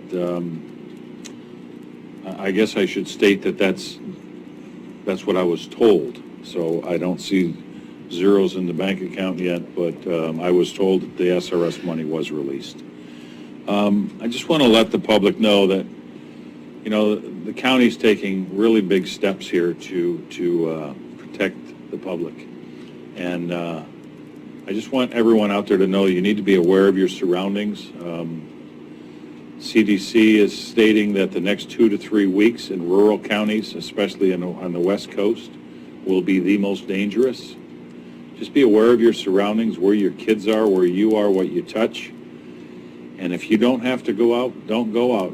This is a disease that we don't have to catch. If you stay home in your house and you don't let anyone come in, you're probably not going to catch the disease, or the virus. It's not a disease, it's a virus. But the next couple of weeks out here, I think, are going to be the most, they're telling us they're going to be the most dangerous for growth in rural counties, especially on the West Coast. So, again, just everyone be aware of your surroundings, and if you get a temperature, call the right people.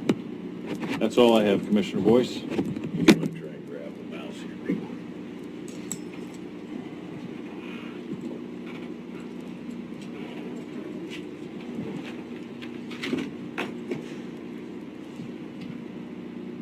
You mentioned the SRS funds that we might even get it by Friday, and I just want to give a shout out to the work of Association of ONC Counties. Excuse me. Thanks, Eric. Just want to give a shout out to the Association of ONC Counties for the work that they've done on this. Rocky McVeigh and his staff are working on the Wyden Crapo bill, the rural Area Stabilities Act, and the two senators from Idaho and Oregon, Wyden and Crapo, and the timing on that, with all the emergency funding that's going on, that might really be, I really think will catch some traction and could be very beneficial to rural counties, especially in the western part of the U.S. So forgive me here.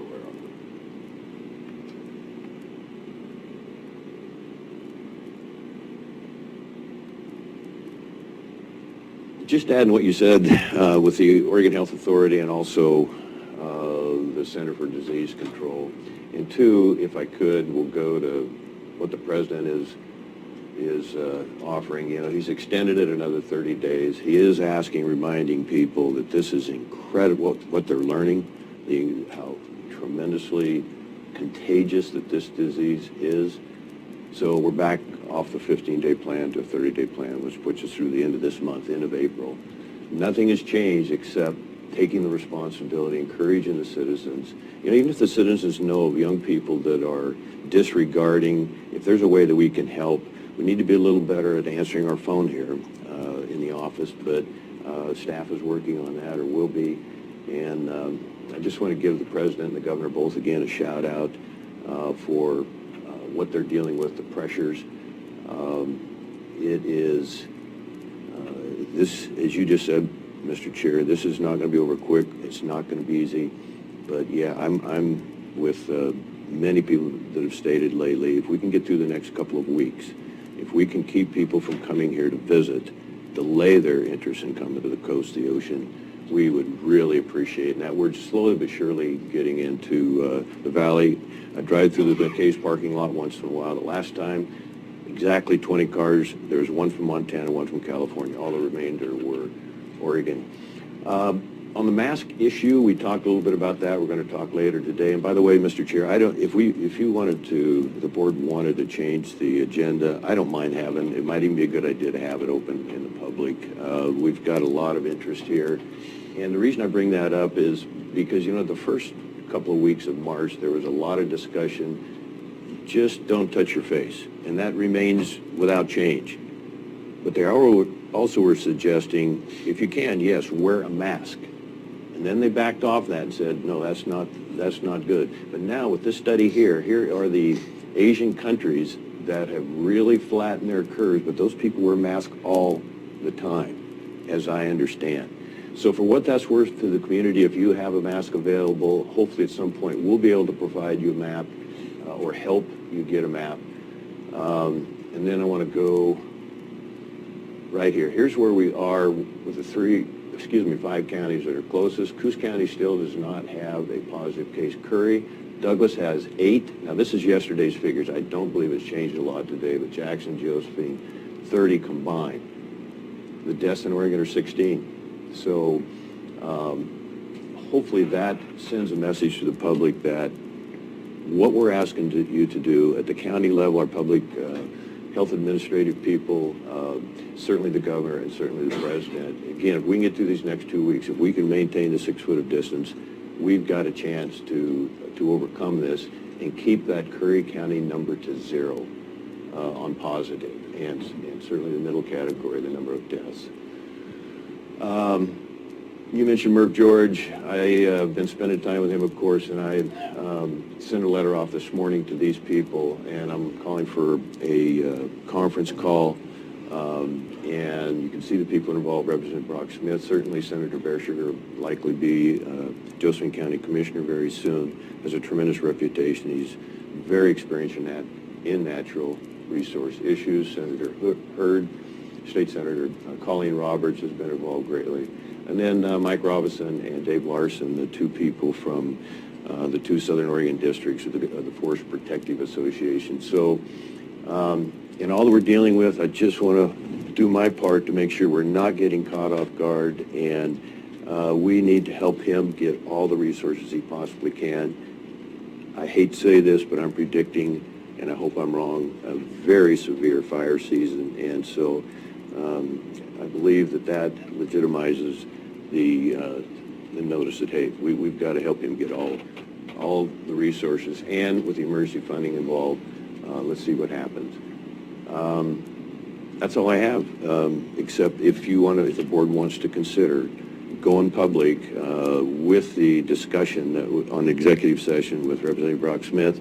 Again, I thought the sheriff was invited, roadmasters here, a lot of interested people, and just opening up a good public discussion, I would be very much in favor of, Mr. Chair. That's all I think at this point, we've already decided we're going to leave it in executive session. We can always come out of executive session to discuss it further in open session, but I think it'd be best to at least get it started in executive session and see what happens from there. Commissioner Gold, do you agree that I think that I open and am certainly transparent? open to discussion publicly. I think we need to be transparent. So do you want to change the agenda? Would that be appropriate at this time if there's interest in that? I'm fine with I that. would warn against it. Ramifications that could come from that. It's, again, I'm just one voice here. What the board wishes to do is what the board wishes to do. So if you'd like to change, you can do that. I'm in favor of doing that. In public? Yes. Likewise. Okay, then we will... Might even speed things up, Mr. Chair.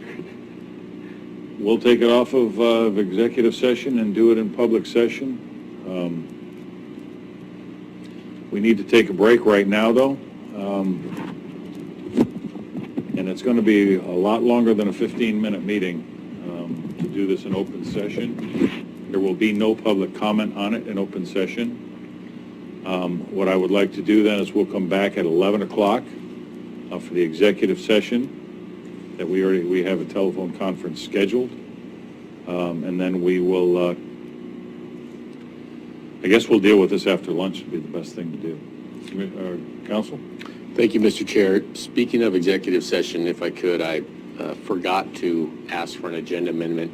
We have been contacted by SEIU to commence labor negotiations, and so for a very brief amount of time in executive session 192-660-2D, I'd like to talk to the board about scheduling and those kind of things with SEIU in the next couple weeks. So One more question I might have, because we have so many people here. Would it be possible, you think, for you to have your call transferred to 1 o'clock?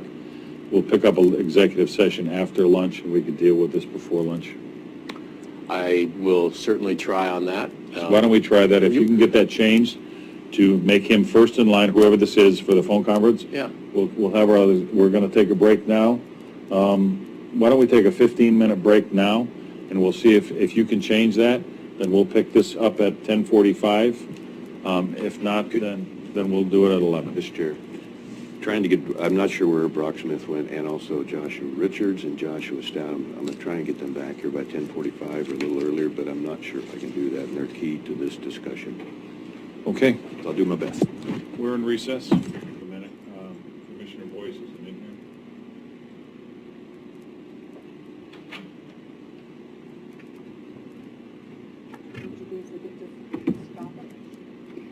That was a good joke, J.J. You're okay.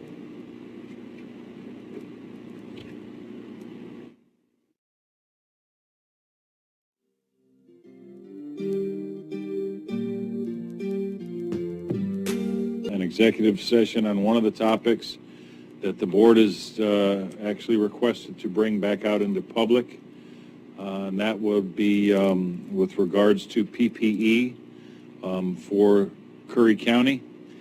And I think the best way to open this up would be to probably to bring Representative Brock Smith in. You might be able to expedite some of this, I'm not sure, but I know we've had some conversation. Thank you so much, Mr. Chair and Commissioners and everyone. I really appreciate this discussion. So just bringing everything to date,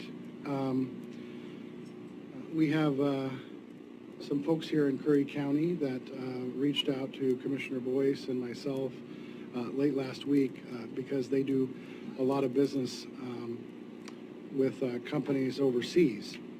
And as many of you know, I led the state trade mission in 2018 to China from Oregon and so forth. And so kind of have the opportunity to understand their business and models. And so they really trade on relationships. And so the opportunity for PPE in the Chinese company reached out to those folks and said, hey, we have access to FDA and CE certified PPE. And then on Monday, because the state is having a problem, as we all know, PPE is a global commodity at this point, and there's not enough of it as this virus continues to grow and peak, not just in the United States, but in Oregon. And it shows, all the modeling shows that over the next 2 to 3 weeks, it will continue to rise, and that's why the shelter-in-place recommendations are there, as well as and social distancing, to keep the spread down. And we have reports of frontline healthcare workers. I was on a conference call with my Coastal Caucus yesterday, where they are actually irradiating masks daily over the evening so they can reuse them the next day. And these are the type of things that are, not satisfactory or acceptable. We also have issues, not just in our rural healthcare, but in other rural healthcare systems because of the closure of elective surgeries, that they're not receiving the resources and revenue that they need, and they're laying off those physicians because they're not able to work at this time, which is causing issues not just in Curry, but in Coos, in Baker, all over the state. Right. We're in conversations with them as well. And so what has occurred in this conversation of possibly purchasing, utilizing this company to procure PPE, because there's only so much being able to be produced, and if you're in the front line of some of these companies in China that are producing PPE, they're trying to source it, of course, locally and domestically as well. There's problems with FDA approval and so forth, and that bureaucracy. Then you're in the mix to be in the front line of those procurements, and you can continue to procure. So on Monday, when I reached out to the governor and told her that we have a PPE problem, which of course she was fully aware of, we also have a issue with, I'm again on this conference call with the White House on COVID response. I need to turn it down. That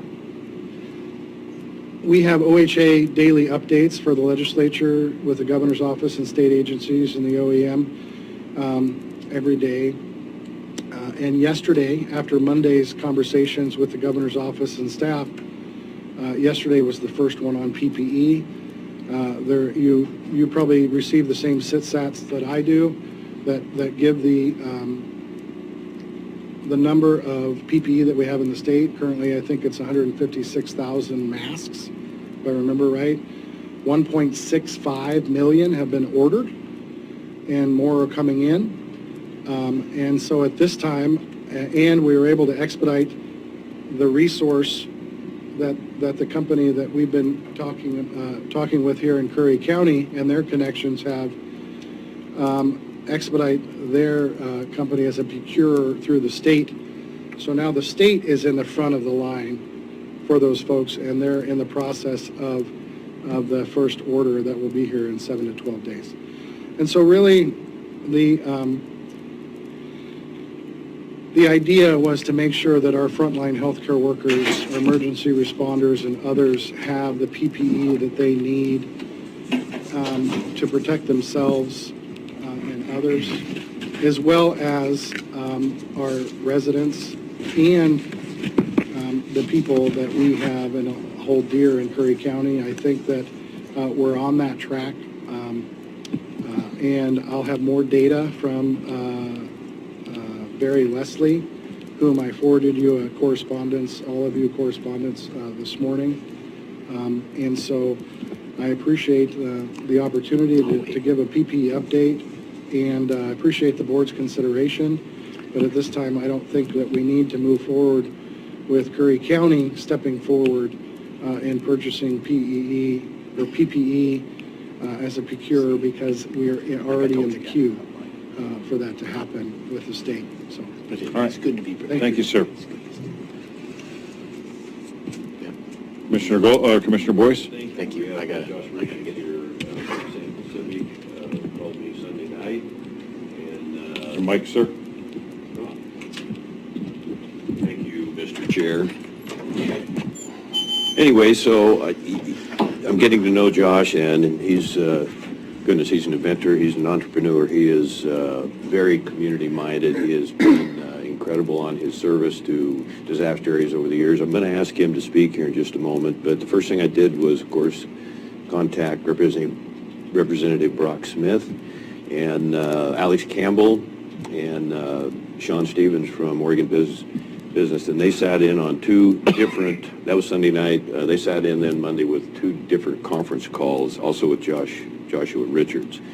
And just trying to assess, the availability, the demand, the supply, the rumors, how, what our healthcare providers are dealing with. Is it true that they're using them over a 7-day period? We know that there is going to be a tremendous demand. They go through them fast. There is a demand all over the world. So yeah, my antennas definitely grew rather dramatically. And then David Brock Smith's work, I read the letter that he had from Mrs. Leslie this morning in the governor's office. I don't think, and somebody can correct me here, I don't think Oregon's in a bad position. But again, due to the demand, if there's any way that we could have considered putting a rather large amount of money on the table at some point to hold these in inventory. There was several other counties that responded to us very well. In less than 30 hours after our second meeting, we had an email from the state of Oregon basically said that the counties are in business. We're sending it out. I think I would like to assume reasonably so that some of that was generated from the work that Brock Smith did all day Monday on this to try and assess and sort out just how applicable this would be to the efforts of Curry County, and does it make sense? Where do we store them? How do we account for them? How do we get them here? All the above. I wonder where we'll be a week from now, in even 2 weeks from now, in the need for these. I showed the graph earlier today, the three different stages of the recommendations from the Center for Disease Control. It says, yes, wear a mask early. That was back in the first week, 10 days of March. And then not as important, again, as just simply keeping your 6-foot space, washing your hands, don't touch your face, all the above that we have learned and responded to and encouraged our public. And then now they're saying that mask might be a good idea for all of the public, probably is, based on what they're witnessing, the data they're receiving from the Asian countries, particularly South Korea and Hong Kong, all the above. And so there was a comment today that the San Pacific group or a group might make money on this deal, and I just want to say that if that actually happened, that I can assure you is not their motivation. Again, they are very community-oriented people. They have children here. They want their community to grow and prosper and be safe. And I've just been incredibly impressed with the efforts they've made and this contact. You talk about the front line. They didn't call the company. The company called them and said, hey, we've had a good working relationship with you that's been built over the years, and here's what we're offering, and we can give you this price for a couple days. Here we are today. Thank you, Mr. Chair, for that time. Mr. Stout? One second. Commissioner Gold had her hand I up. just had a couple of questions from Mr. Brock Smith, if I could. I appreciate your interest in getting this PPE, but I have one particular question about process here. And all it takes is a yes or no answer. Did you ask our treasurer, Crumley, to open an account to disperse and receive funds for these PPE equipment? No. Okay, that's not what I heard. And if that's the case, I have grave concerns about that. So I did have a conversation. I know you wanted a yes or no answer. Let me step back. So I'm on multiple conference calls a day to protect the citizens of this county. And if we're moving forward with a possibility of purchasing PPE as a procurer, I'm going to make sure that that all the Ts are crossed and the Is are dotted as a former county commissioner. And so I did have a conversation with Ms. Crumley, the treasurer, that if in fact the board moved forward on a procurement of PPE, then she would need to take steps in her office to make sure that there is a separate line item so that there can be not only disbursement but procurement for PPE, because the idea isn't the fact that the idea was never the fact that Curry County would buy PPE for the state of Oregon or others. The idea was the fact that Curry County would purchase the PPE because they have access to the supplier of it through Josh and his company and their relationship, and then they can then disperse it to the other entities that need it. Like Baker County sent me an email and they need 1,500 masks and so on and so forth. And so the county treasurer would have to be in charge of the accounts receivable and disbursements of that. So I merely had a conversation because she had sent me a text message because I was assisting her daughter in making sure that she has access to her business, to the business loan program that the federal government has sent out, as I've been, myself and others and my chief of staff have been working to make sure our business community knows. And so, yes, I did have that conversation, but of course I never directed her. I have no authority to do so. Okay, so I just have one other question, clarification. Oregon is interested in buying these, and we don't have to worry about taking money out of our road fund to do so, is that correct? Correct. Oregon Okay, is in the procurement. That's all I need. Procurement process. Okay, I'm interested in the people getting the PPE. I don't have a problem with that, but I think the process has to be very clear and legal. Of course. Thank you. Commissioner Boyce? Representative Brock Smith. Representative Brock Smith. We're going to double team you here. You know, that we were discussing the logistics and the rationale behind putting $1 million on the table, and if we could move, store properly, all the issues that would have been related to that, then down the road maybe going into a different category and protecting the citizens through that effort. It's a public safety issue. Did you have any idea in all of our, any concern in all of our discussions that the federal government with an $7.5 trillion emergency relief package, that Curry County would have had any difficulty getting that money reimbursed if, in fact, we even recommended the board and got board approval, over getting reimbursed over the long term? No, not just from the feds, but from the state. I mean, the problem is the access to the PPE, because everyone in the world wants it. No and there's kidding. only so much of it and so many producers of it. And so everybody is asking for it, and it's driving up the cost of it. I mean, when I was on the conference call on Monday, my colleague, Rep. Greg Barretto he covers Umatilla in Northeast Oregon. I mean, their hospital went out and bought it on their own and paid an 800% markup for it. And so to avoid all of that, there was no problem, because it's going to be needed everywhere. If there was a front load of money to purchase it, to make sure that it was insured, to make sure that, because when the peak occurs, you're going to have these resources that are finite going to the metropolitan and urban areas that need it. And so there's not enough of it. I mean, I'm sure Josh will explain, he just talked to me earlier, there's 1,400 New York PD officers that have tested positive now. That information has just been released. Everybody needs it to make sure that they can protect them and their families. And so this has just been a thought because of the access to the resource, so that we can move it forward. It's not meant, and then others will purchase it, including the state, because they have the access. Luckily, we were able to expedite the state procurement and then show a light on the fact that Curry County was discussing the opportunity, or, at least I and some commissioners and others, because of this access, to move this forward. It prompted a fire under the state to move it forward themselves, honestly, is what it did. I totally believe that. And so, I appreciate it. And so as long as we can get access to PPE for our residents, our first responders, and And because everyone is overwhelmed, there's shortages across the state. You can't talk to any representative anywhere in the state that would tell you that their hospitals have adequate PPE. And more importantly, if we had access and had adequate PPE, or more so, not just for COVID, but be able to process and be able to resume elective surgeries, then our rural hospitals could do that as well, and we would have an argument to do so and start generating some resources back into those rural hospitals. I got a constituent in my western side of Douglas County in my district that is basically incapacitated at this point because her elective hip surgery could not go through, and she can't move.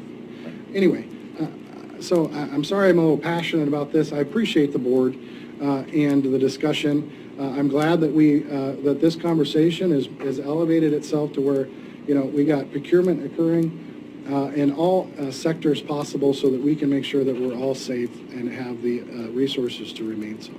Thank you. Questions, if I may, in the discussion. You mentioned, Representative Clem, you mentioned Coos County in one of our discussions. You just mentioned Representative Barreto. They're giving you the same message, that they are terribly short, correct? Everybody is. Everybody is. Thank you. Everybody in the state is, and that's why it's a problem. And the problem is there's lack of procurement because everybody needs it around the world. Okay. Mr. Stout?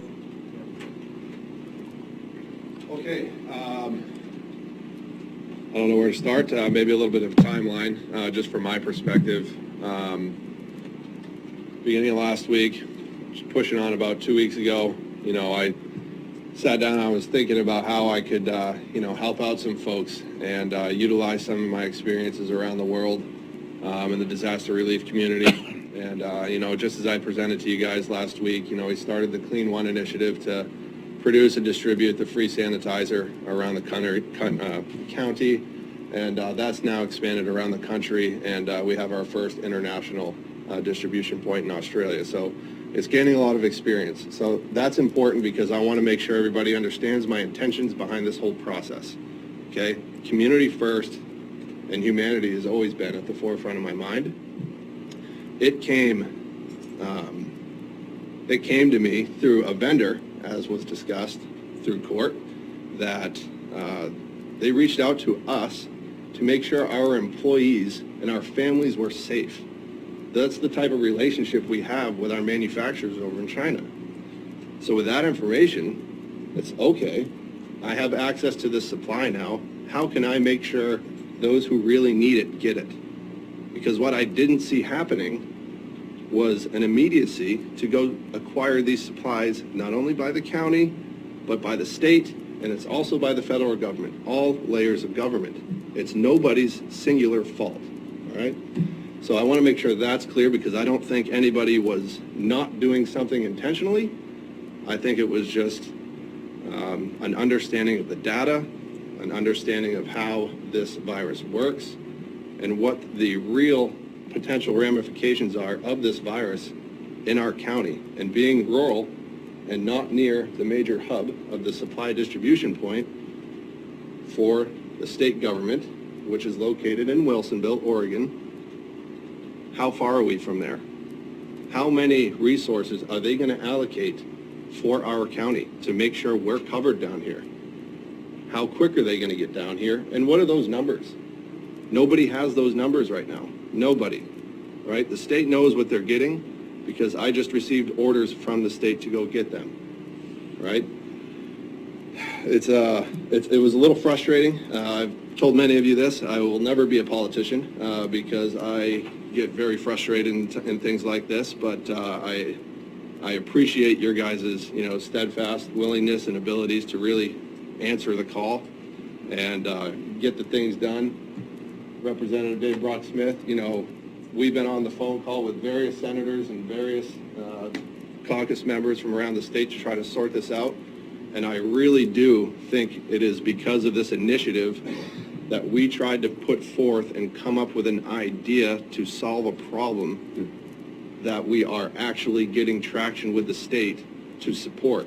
It was not just our county that was going to be in this. That's important to understand. The other counties wanted to get on board and figure out how we were going to solve it sucks to say, the state's problem, right? Because it was the state's problem. This is the state's problem. It's got to be solved by all layers of government. So, important to know that San Pacific is a community-focused organization. We were trying to find a way to make it work, because for the folks who think this is going to be over in 2 weeks, they are completely misinformed. They have no idea how this virus works, and I would implore them to go online with the World Health Organizations, the folks over on the East Coast, to identify how this virus actually works. It's not going to skip over Oregon. That's not how it works. Maybe by some grace of God, there is some type of medication or vaccination that can be given, but we don't know that. We don't know that. So, commissioners, I appreciate all your hard work and your willingness to have this meeting. It's important that you did it. And again, thank you. Thank you to David Brock-Smith. You know, the sheriff's comments we've spoke, I appreciate and thank him for his insight, as well as the Emergency Management Office. I respect all of you, and I respect all of you in your positions, but just consider me a resource, you know, to get things as we need them. That's where I rest. I didn't get a little button didn't turn red on me, so I figured I could speak as long as I wanted to. Yeah. Commissioner Boyce? Thank you, Chair Pash. Yesterday was pretty quiet here, but your two of Josh Richard's sons and two of your nieces come in and brought, I think, 30 spray bottles free that you gave the county, and I want you to know how convenient that is.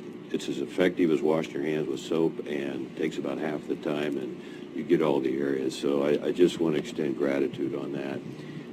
We could talk for a long time on where the county is and what our risks are and how do we get. Something that really resonated with me is your concern about the numbers that we don't have, because this is such an evasive virus. And, I'm sorry, I heard the president use the word vicious, because it is the most contagious thing we've ever seen. Curry County still doesn't have any cases, positive cases, which that comes with prayer, I think. But you mentioned we noticed that Oregon has responded rather well. There are some politics between the White House and the Salem governor's office, and because of you and Josh Richards, I think that in the beginning, Saturday, Sunday, whenever, that has generated some breakdown of those conflicts, real or perceived, between those two offices, and some good things are happening for the citizens. And I know that your motivation absolutely was to start in Curry County and work out, and no thought whatsoever of profit. And you asked 2 or 3 times, are we sure if we went through the road fund reserves, we can get the money back? And that's where you put David Brock-Smith on the spot, you put me on the spot, you're putting the federal government on the spot. We just have to compete for that and do the work, and we will. One more thing, you mentioned the order that you just got from Oregon. Could you give us just a little more detail on that, Mr. Stout? I'm not sure as to what details I've never done this. I've never been a medical supply distribution company ever, and I can tell you that the order was for 1 million N95 masks and 1 million 3-ply surgical masks, and then there's a long list of other items that they're looking to acquire, including surgical gowns, coveralls, gloves, ventilators, and my U.S. workday ends at 6, but my Chinese workday starts at 7. So we're going through this 24 hours. I've lived in my office for the past 3 days trying to sort this out. So, Commissioner Gold? I just want to thank you for what you've done. I don't want you to think that I am draconian in any of this, but I feel very strongly that we need to follow the proper processes. Even if it takes a few minutes more, but we need to follow the proper processes to make this happen. So I do appreciate what you're doing. no, I appreciate that. That's and I've been and that's very what we would forthright expect with you. As taxpayers, we'd expect you guys to do that. I think everybody was just searching for a solution. Okay, and that's good. I don't have a problem with that, as long as it's open and transparent. I agree. Commissioner Gold, I'm not sure if you feel like maybe in the fierce discussions in basically a 12-hour period that the processes weren't followed. Representative Brock Smith certainly engaged Chair Pash, which I greatly appreciated. You know, this, as Mr. Stout just said, he'll never be a politician because he can't. He's a man of action. He gets things done, and it usually, you know, I know I'm probably speaking too much, so I'll wind down this way. Again, the effort you did is going to save lives in Curry County long term. That's what I believe, and it's going to help the healthcare providers that are counting on us, whether they have all their shelves full or not. We know they're going to go through them fast, and our job is to do everything we possibly can to keep that supply going. And likewise, I think we have followed the processes. I think we have tried very hard to engage the whole state, other counties, other municipalities, and good things are happening. So, yeah, thank you again. I'd also like to say thanks, Josh. The foresight on this is great, and I appreciate your work on it. I adamantly disagreed with the funding source for it, as I think there were other funding sources that were more immediately available with less risk to the county. But the work you've done on this, I appreciate very much. Thank you. I'm not aware of, if I may, Mr. Chair, I'm not aware of other funding sources. I mean, am I missing something here? Well, I mean, the most, in my opinion, the easiest funding source would have been if you're going to call counties after you receive things and say, do you want some? Call counties in advance and say, Josephine County, how many, this is what we have, how many do you want? Jackson County, this is what we have available, how many do you want? Send us a check for that, and the order will be made on Friday morning, and it's already prepaid. So those were ways to do it where we wouldn't have had those problems. Brock Smith was on the phone from 6 o'clock in the morning on Monday morning. And Mr. Chair, I appreciate this discussion, and thank you for letting me come back to the microphone, Mr. Chair. The issue is, again, since it's a commodity and everybody needs it in the world, the price is going up every hour of every day. Further, since securing the cost that Josh's company was able to secure was basically a 48 to 72 hour deadline. And that was as of Monday, if I remember correctly. And so, and then the shipping of it, of course, takes 7 to 12 days. And so time was of the essence, in a sense, to make sure that, again, as I discussed earlier, you're in the front of the queue so that you're a preferred buyer or purchaser of these materials and resources. I understand. And so if we were to, and I tried to expedite conversations with other counties to make sure that they had, and then of course they have to talk to their people and their people and their people that are in charge of it, and then cut the check. And that would have taken at minimum 4 or 5 days. We would have lost the price, not to mention to get the resources here. And so it was never in any intent to, again, Curry County to spend money that it would not recoup. It was only just to front load the cash to do so. So thank you. Sheriff?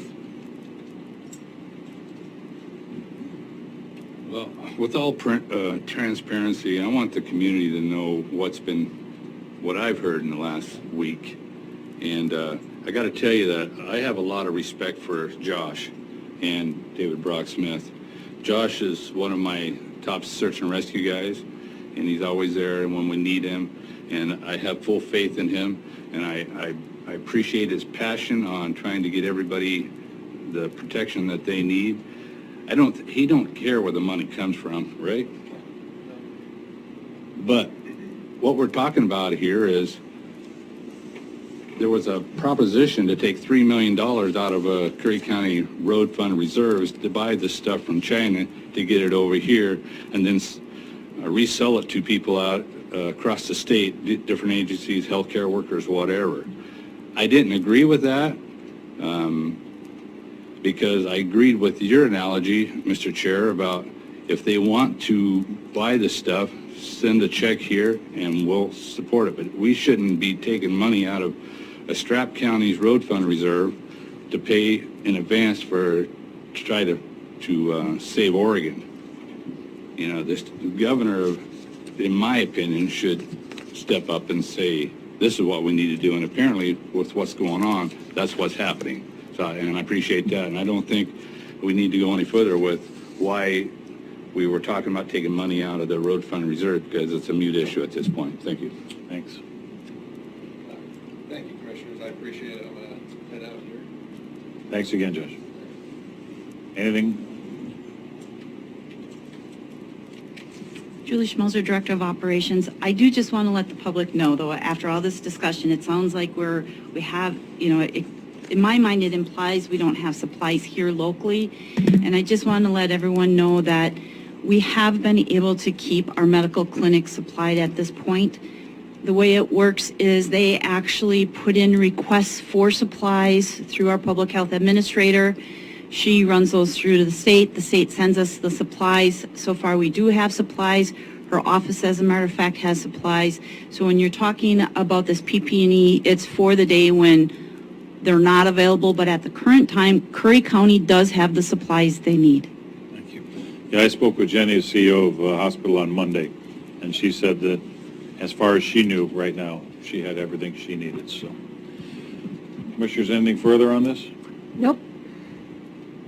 All right, so with that, I think we are at our meeting's end, other than the executive session. We've got time if you want to go into executive session now.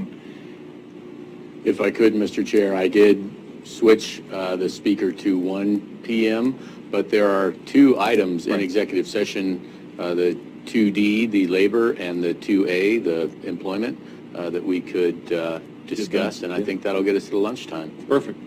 And at this time, we're going to recess this meeting, go into executive session, and then after we finish our executive session after lunch, we will reconvene this meeting. So we are in recess. If everyone would, please, we welcome you to this meeting. It is Monday, March 23rd at 10 a.m. Please rise and join me in the Pledge of Allegiance. I pledge allegiance to the flag of the United States of America and to the republic for which it stands,